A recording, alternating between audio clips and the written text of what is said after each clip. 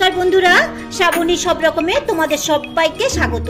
তো চলো বন্ধুরা, আমি তোমাদের সঙ্গে একটা রেসিপি শেয়ার করবো বলে আবারও কিচেনে চলে এসেছি। তোমরা তো মিল্ক কেক, অনেক ধরনের মিল্ক কেক খেয়েছো বা অনেকেই বানাতে পারো বা অনেকেই জানো, সব কিছুই জানো। তো আমি আজকে তোমাদের সঙ্গে শেয়ার করব সুজির মিল্ক কেক।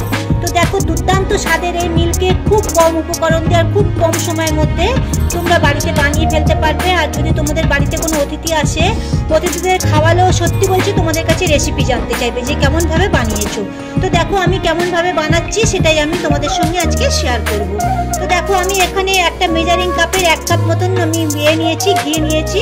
তোমাদের যে এরকম কাপে নিতে হবে সেরকম কোনো কথা নেই। তোমাদের বাড়িতে যে জিনিসটা করে মেজার করবে সেই জিনিসটারই সব কিছু মাপ করে তোমরা দেবে। এই কাপে করে আমি 1 কাপ ঘি, দেখো আমি এখানে কড়াই বসিয়ে দিয়েছি।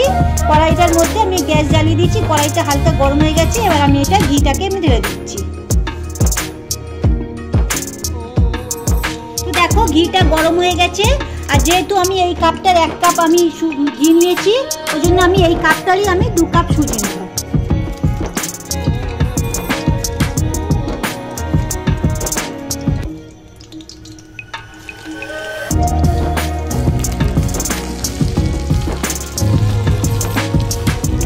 সুজিটাকে আমি ভালো করে এর সঙ্গে 10 থেকে 12 মিনিট ভালো করে আমি ঘিটার সঙ্গে ভাজতে থাকবো, যতক্ষণ না সুজিটার কালারটা চেঞ্জ হয়ে যায়।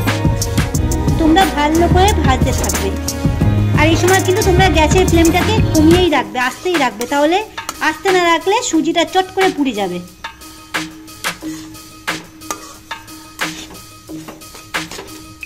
তো দেখো বন্ধুরা, আমি এটা 8 থেকে 10 মিনিট ভালো করে ঘিয়ের সঙ্গে ভেজে নিয়েছি। এবার আমি কি করবো, দেখো আমি এই কাপটারই 1 কাপ মতন গুঁড়ো দুধ দিচ্ছি। এটা তোমরা একবারে ঢেলে দেবে না, এটা তোমরা অল্প অল্প করে এইভাবে দেবে আর একটু একটু করে নাড়তে থাকবে। এবার ভালো করে নেড়ে নেড়ে সুজিটার সাথে মিশিয়ে নেবে।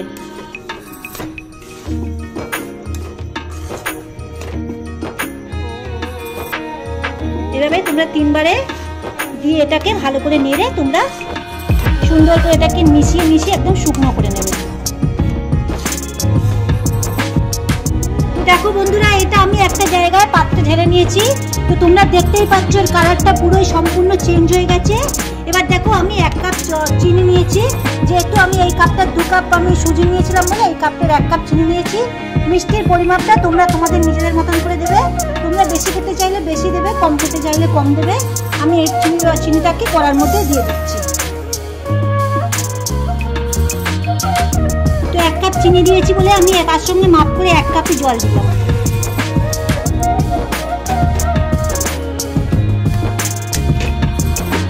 এটাকে আমি আস্তে আস্তে নেড়ে নেড়ে একটুখানি চিনিটাকে গলিয়ে নেব।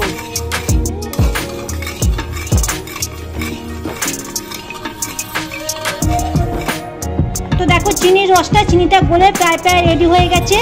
দেখো আর অল্প একটু নাড়াচাড়া করলেই চিনিটা একটু গলে যাবে পুরো। এবার এটা আমি আস্তে আস্তে এটা অল্প অল্প করে, একবারে তোমরা দেবে না, অল্প অল্প করে এইভাবে অল্প অল্প করে দিয়ে এটা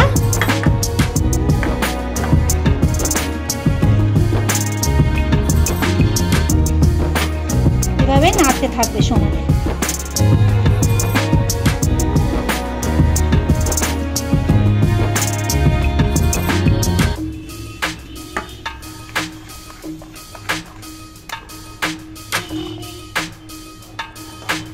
তো দেখো এই সময় তোমরা সমানে এইভাবে নাড়তে থাকবে, সমানে দেখো তলায় যেন না বসে যায়। এবার আমি এতে দিচ্ছি 1 চিমটি পরিমাণে এলাচের গুঁড়ো। তো এই সময় তোমরা চাইলে এতে ড্রাই ফ্রুট ইউজ করতে পারো, যেমন কাজু বাদাম, তারপর পেস্তা, যেমন কিশমিশ, সব যে কোনো যা ইচ্ছা তোমরা ড্রাই ফ্রুট ইউজ করতে পারো। আমি দিচ্ছি না, তোমরা চাইলে তোমরা ইউজ করতে পারো। তো এটা সমানে আস্তে আস্তে এটা নেড়ে যাবে, নাড়তে নাড়তে দেখবে কড়ার গা থেকে সমানে ছেড়ে আসছে। তো দেখো বন্ধুরা, মিল্ক কেকটা প্রায় রেডি হয়ে এসছে। দেখতেই পাচ্ছ তোমরা কড়ার গা থেকে কিরম ছাড়িয়ে চলে আসছে। তো এই সময় দেবো আমি একটুখানি বেকিং সোডা দিচ্ছি অল্প সামান্য পরিমাণে, দিয়ে এটাকে ভালো করে আবার এর সঙ্গে নেড়ে দেব।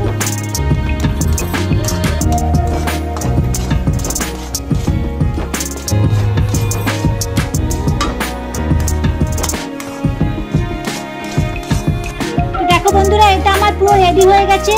তো গ্যাসের ফ্লেমটাকে আমি বন্ধ করে দিয়েছি। আর দেখো এখানে আমি একটা কেক বসানো কেকের মোল্ড নিয়েছি। এর মধ্যে আমি ভালো করে অয়েল ব্রাশ করে দিয়েছি। তো দেখো অয়েল ব্রাশটা ভালো করে দিয়ে আমি আবার একটা পৃষ্ঠার মধ্যে সাদা পেপার ভালো করে আমি বসিয়ে দিচ্ছি। বসিয়ে দিলাম, উপর দিয়ে আবার একটুখানি তেল দিয়ে ভালো করে চারদিকে তেলটা ব্রাশ করে দেবো। এভাবে তোমরা চারদিকে, তোমাদের কাছে বাটার পেপার থাকলে বাটার পেপারও দিতে পারো, আমার কাছে যেহেতু নেই ওই জন্য আমি এরকম খাতার পেপার ছিঁড়ে আমি এভাবে লাগিয়ে দিলাম।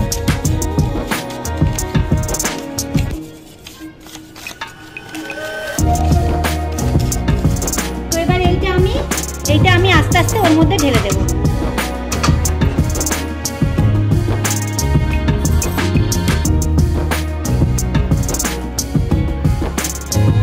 দেখো আমি এই পাত্রের মধ্যে ঢেলে দিয়েছি। ঢেলে দিয়ে তোমরা চারদিকে ভালো করে একটা চামচ বা কিছু দিয়ে ওপরটা সমান করে সেট করে দেবে।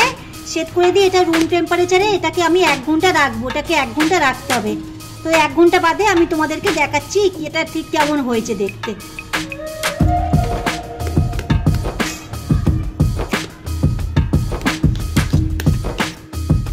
তো দেখো বন্ধুরা আমি 1 ঘন্টা বাদে ফিরে এলাম। দেখো এটা পুরো ওপর থেকে দেখতে পাচ্ছ কত শক্ত হয়ে গেছে। এবার এটাকে আমি আনমোল করব। দেখো একটা প্লেটের মধ্যে দিয়ে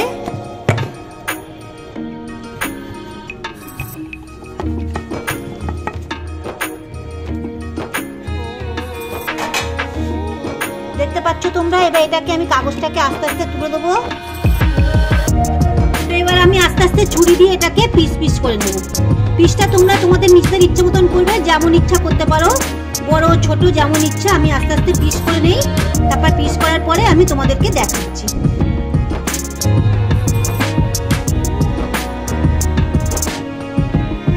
তো দেখো বন্ধুরা সুজির মিল্ক কেক আমার রেডি হয়ে গেছে।